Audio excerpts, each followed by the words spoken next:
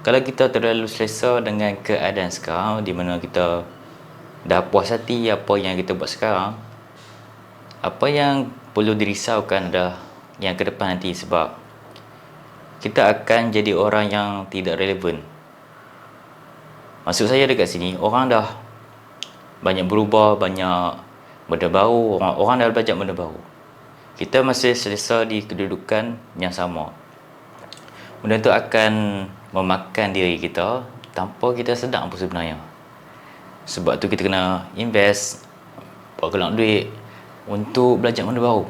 Kita investkan duit untuk belajar benda baru sebab dia akan jadi satu aset intelek. Okey. Aset ni banyak benda. Aset harta salah satu, aset intelek, skill kita pun adalah aset. Benda yang di online kan macam konten ataupun saham ada apa-apalah, itu pun satu aset, tapi dia bentuk digital, itu pun dia panggil aset. Aset adalah benda yang boleh bagi duit dekat kita. Sebab tu kita kena invest dekat perkara yang boleh bagi duit balik. Okey, ni benda kita belajar ni, gaji kita makin bertambah naik. Orang akan cari kita sebab kita boleh bahasa lain, bahasa Mandarin boleh, bahasa Tamil boleh, bahasa Inggeris pun kita boleh cakap dengan baik. Dan tambah lagi bahasa Melayu lah. Bahasa Melayu kena elok. Kita kena ada sikap profesional, kena ada etika yang bagus. Lagi banyak ilmu, lagi bertambah kita punya kekayaan. Cuma mentaliti kita lebih suka buang duit di tempat tak sepatutnya lah. Contoh benda tak sepatutnya, kalau ikutkan budaya kita ni lah, tukar sport rim, pergi jalan-jalan. Sedangkan cuti tu sepatutnya kita kena guna sebaiknya, sebab cuti ni saja cuti je yang kita boleh buat benda pelik-pelik. Benda yang boleh lah menambah nilai diri kita, time cuti je lah.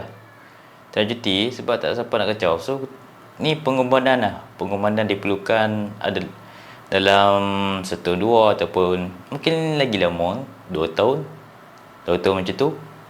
Tapi itu adalah kos untuk tambah pendapatan, tambah nilai diri, tambah kemasyhuran. Bukan kemasyhuran, dia macam kekayaan lah. Dia memang memerlukan masa yang panjang. Memang lontar pengorbanan yang panjang ni akan membawa hasil yang lebih baik, di mana kita tak boleh hidup normal pun sebenarnya. Kalau hidup normal, income kita akan normal juga. Okey, income kita akan stay pada kedudukan yang sama untuk 10 tahun ke depan. Inflasi menghenyak duit kita tu, walaupun gaji kita 3,000, 2,000, 4,000, tapi disebabkan inflasi, nilai dia tak banyak pun sebenarnya. Sebab tu kita kena buat duit sebanyak yang boleh, dengan apa cara sekalipun. Tak kira lah macam mana. So buat masa sekarang, jawatan adalah nombor 2 lah. Jawatan kerjaya adalah nombor 2. Yang penting duit. Dan dalam kerjaya tu boleh bagi long term lah. Dia boleh bagi future proof. Pilih yang itu. Kalau nampak macam tak bagi future proof, kita kena tukar arah lah secepat yang mungkin. Itu saya panggil pivot. P-I-V-O-T, pivot lah. Pivot ke apa, saya tak tahu bahasa Inggeris dah.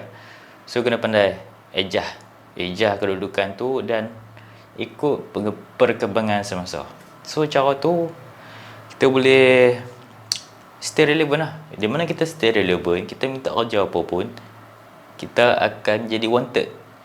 Dan jaga-jaga dengan umur.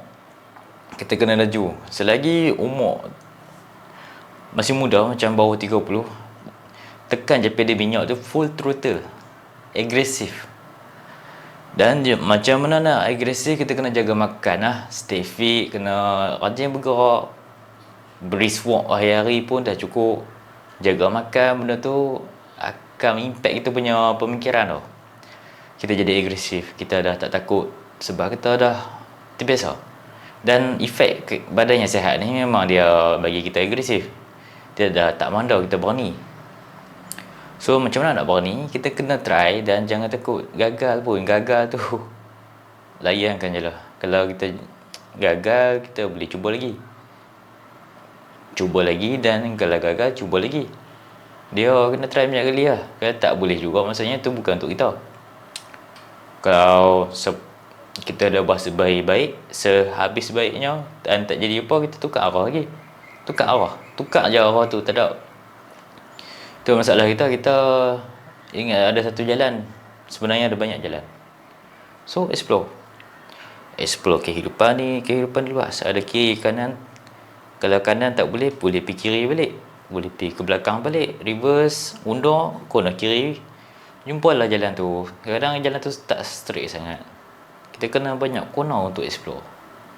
So dekat sini, kalau rasa nak belajar macam mana nak buat konten sebagai satu skill survival, okay, dan tak perlu pandai edit. Saya rasa tak perlu pandai edit pun sebenarnya. Yang paling penting kena benar bercakap.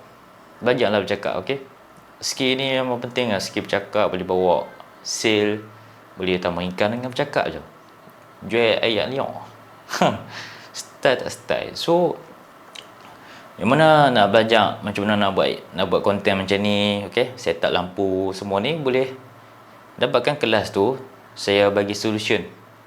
Saya ada solution tu untuk orang yang nak belajar skill baru, di mana skill nak buat konten dan sebagai backup untuk di mana kita kena buang kerja, kita hilang pendapatan.